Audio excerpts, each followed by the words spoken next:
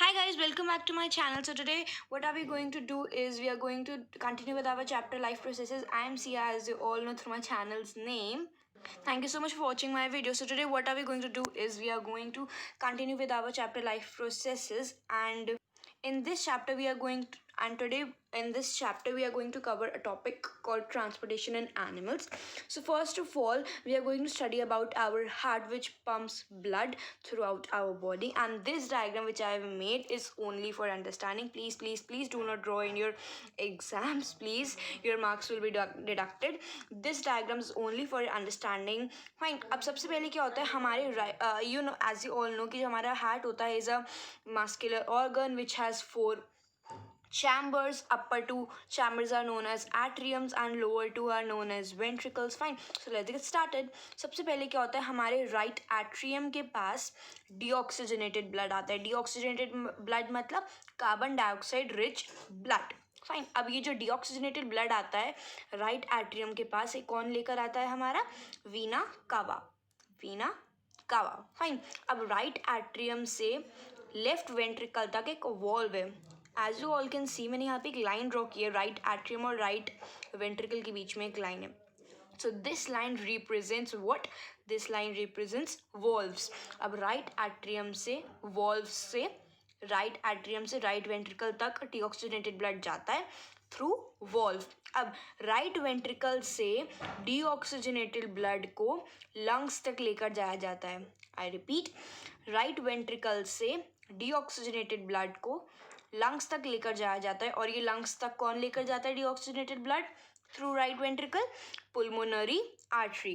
पुल्मोनरी artery. Fine, अब हमारे lungs में प्यूरिफिकेशन होता है ब्लड का. फाइन, और ये ऑक्सीजनेटेड ब्लड हो जाता है, मतलब ऑक्सीजन रिच ब्लड हो जाता है. अब ये ऑक्सीजन रिच ब्लड को लेफ्ट एट्रियम तक लाया जाएगा through from lungs to left atrium. अब ये कौन लेकर आएगा oxygenated blood from lungs to left atrium? हमारी पुल्मोनरी वेन. Pulmonary vein. अब राइट एट्रियम से लेफ्ट एट्रियम से लेफ्ट वेंट्रिकल तक अब जो हमारा ऑक्सीजनेटेड ब्लड आएगा राइट एट्रियम से, मतलब लेफ्ट वेंट्रिकल से. प्लीज़ गाइस, पेपर में मेरी तरह कंफ्यूज मत होना. लेफ्ट एट्रियम से लेफ्ट वेंट्रिकल तक हमारा ऑक्सीजनेटेड ब्लड कैसे आएगा? Through valves. अब जो ये मैंने लेफ्ट एट्रियम और लेफ्ट वेंट्रिकल के बीच में ये एक और लाइन बनाई है, this represents what? This represents valves.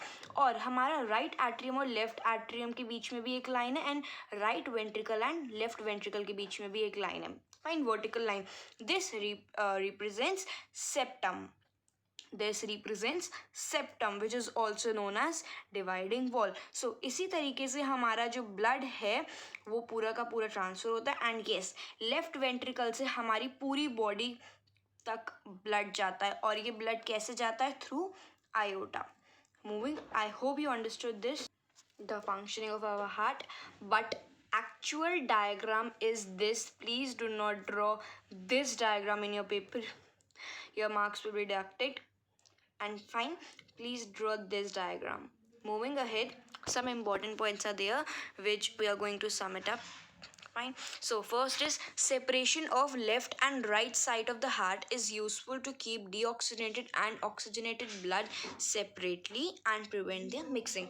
अभी आपने इस डायग्राम में नोटिस किया कि जो हमारा डीऑक्सीजनेटेड ब्लड है वो right atrium and right ventricle में रहता है. फाइन, इनकी साइड रहता है. और जो हमारा ऑक्सीजनेटेड ब्लड है वो लेफ्ट एट्रियम और लेफ्ट वेंट्रिकल में रहता है, मतलब डीऑक्सीजनेटेड ब्लड अलग जगह पे रहता है एंड हमारा जो ऑक्सीजनेटेड ब्लड है वो अलग जगह पे रहता है. इनकी सेपरेशन होती है. नाउ अब क्यों हम इनकी सेपरेशन क्यों करते हैं ऑक्सीजनेटेड और डीऑक्सीजनेटेड ब्लड की?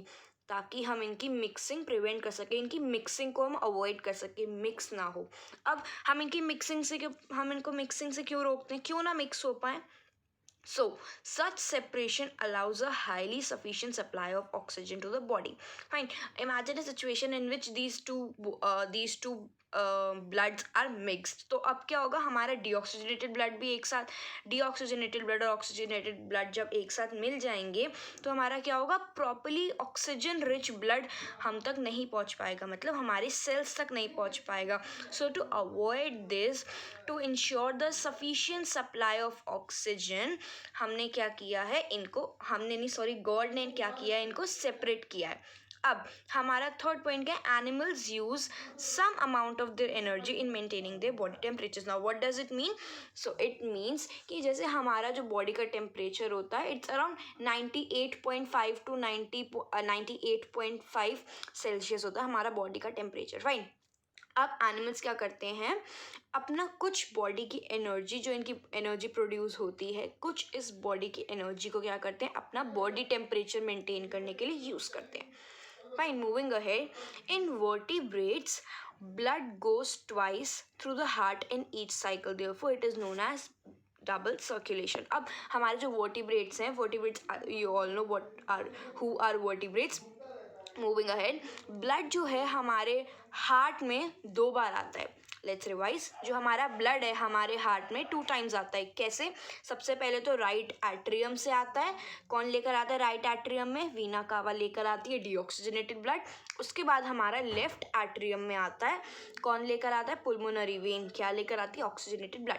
सो as you all can see कि जो हमारा ब्लड है, it enters in our heart twice. तो इसको क्या बोलते हैं?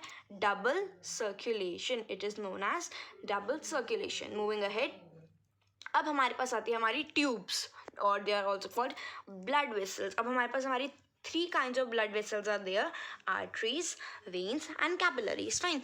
So arteries are the vessels which carry blood away from the heart to various organs of the body. अब हमारी ऐसी blood vessel जो क्या करती है, हमारे हार्ट से दूर लेकर जाती है ब्लड को, हमारे हार्ट से दूर लेकर जाती है ब्लड को, उसे हम क्या बोलते हैं? आर्टरी।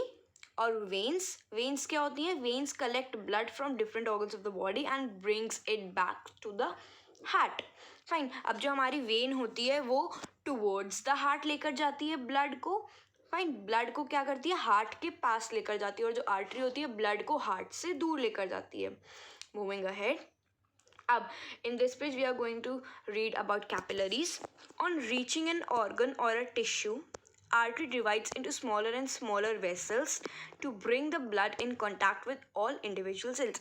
अभी आज जो ऑल थोड़ा कॉमन सेंस की बात है, अब जो आर्टरी होगी वो मोटी तो होगी, फाइन, आर्टरी थिक तो होगी, बट और इतनी भी ज़्यादा थिक नहीं होगी, बट मतलब इतनी थिक होगी कि वो individual cell, as you all know कि cell is very very small, it's beyond our imagination. Cell बहुत हमारा स्मॉल होता है, फाइन। अब हमारी आर्टरी इतनी मोटी तो होगी कि उसके अंदर बहुत सारे सेल्स फिट हो सके, तो इसीलिए हमारी आर्टरी क्या करती है, आर्टरी अकेली इंडिविजुअल सेल की कांटेक्ट में नहीं आ सकती ताकि वो ब्लड दे। तो अब आर्टरी क्या करती है, आर्टरी खुद को छोटे छोटे वेसल्स में डिवाइड कर लेती है ताकि वो इंडिविजुअल सेल के कांटेक्ट में आ सके और उसे ऑक्सीजनेटेड ब्लड दे सके, fine. So the smallest vessels are 1 cell thick. और जो ये स्मॉलेस्ट वेसल होती है आर्टरी, जब अपने को डिवाइड करती रहती है तो एट लास्ट एक 1 सेल थिक वेसल बनती है, which is known as capillary, fine, which is known as capillary. Capillaries then join together to form veins. Artery divide होती है कैपिलरी बनने के लिए और कैपिलरी जॉइन होती हैं एक साथ to form veins. This you are going to remember. Moving ahead, what is the difference between arteries and veins? कि बहुत बार पूछा जाता है पेपर में, so what you will write is, सबसे पहले तो आप फर्स्ट डिफरेंस ये लिखेंगे, जो हमारी आर्टरीज होती हैं carries blood away from heart, हमारे हार्ट से ब्लड को दूर लेकर जाती हैं, और जो वेन्स होती है they carry blood towards the heart. अभी मैंने आपको बताया ब्लड के पास लेकर हार्ट के पास लेकर जाती है ब्लड को। सेकंड पॉइंट, जो हमारी आर्टरी होती है वो थिक होती है, मतलब मोटी होती है और पतली होती है, नैरोअर, फाइन। अब जो हमारी वेन होती है वो होती है थिन, मतलब पतली होती है, और वाइडर मतलब ब्रॉड होती है, चौड़ी होती है ना। आर्टरीज जो होती हैं वो डीप सीटेड होती है, मतलब हमें आर्टरी जैसे दिखती नहीं है, बट जो हमारी वेन्स होती है दे आर मोर सुपरफिशियल, मतलब हमें दिखती हैं थोड़ी ऊपर ऊपर, जो हम ऐसा वो दिखाते हैं, देखो ग्रीन ग्रीन हमारी वेन है, वो क्या होती है हमारी वेन, हमारी आर्टरी नहीं होती, arteries are deep seated, we can not see them. अब जो हमारी आर्टरीज होती है, नेक्स्ट डिफरेंस इज आर्टरीज जो होती है दे कैरी ऑक्सीजनेटेड ब्लड, मतलब वो ऑक्सीजन रिच ब्लड कैरी करती हैं, और जो हमारी वेन्स होती हैं वो डीऑक्सीजनेटेड ब्लड कैरी करती हैं। Next difference is blood flows under high pressure, जो हमारा ब्लड होता है आर्टरी के अंदर वो हाई प्रेशर से फ्लो करता है, बट जो हमारा वेन्स के अंदर ब्लड होता है it flows under low pressure. Moving ahead, अब हमारा लास्ट टॉपिक आता है lymph and platelets. Platelets as we all know, जब हमें कोई कट लग जाता है तो फिर हमारा बहुत ज़्यादा ब्लड आता है, हमारी ब्लड फ्लो होता है बहुत ज़्यादा, तो उसी ब्लड फ्लो को रोकने के लिए उसके ऊपर एक पपड़ी टाइप जम जाती है ना, एक और लेयर आ जाती है, उसको हम बोलते हैं platelets. Fine, they are known as platelets which prevent the flow of blood, क्योंकि ब्लड को रोकना भी बहुत ज़रूरी है। अगर ऐसे हमें चोट लगती है, अब हमें कितनी बार चोट लगती है, तो ऐसा थोड़ी ना होता है कि ब्लड फ्लो होता ही रहता है, होता ही रहता है, होता ही रहता है, कभी रुकता ही नहीं है। ऐसे तो हमारा सारा का सारा ब्लड बॉडी के बाहर आ जाएगा और हम बचेंगे ही नहीं, विल नॉट सर्वाइव। तो इसीलिए इस ब्लड को बॉडी के अंदर रखने के लिए हमारा जब हमें कट लगता है तो फिर क्या होता है, उसके ऊपर एक लेयर आ जाती है, उसे हम बोलते हैं platelets. Moving ahead, and what are lymphs, please look at this diagram very very carefully. अब क्या होता है हमारा ये you can see this blue particles, these are food particles. Fine, ये हमारे जो ब्लू ब्लू मैंने सर्कल बनाया है, दीज आर फूड पार्टिकल्स। अब इन फूड पार्टिकल्स के अराउंड, मतलब ये जो मैंने एक वो बनाई है पाइप सा, फाइन, ये एक पाइप है हमारा, मतलब हमारी एक वेसल है, ब्लड वेसल है हमारी।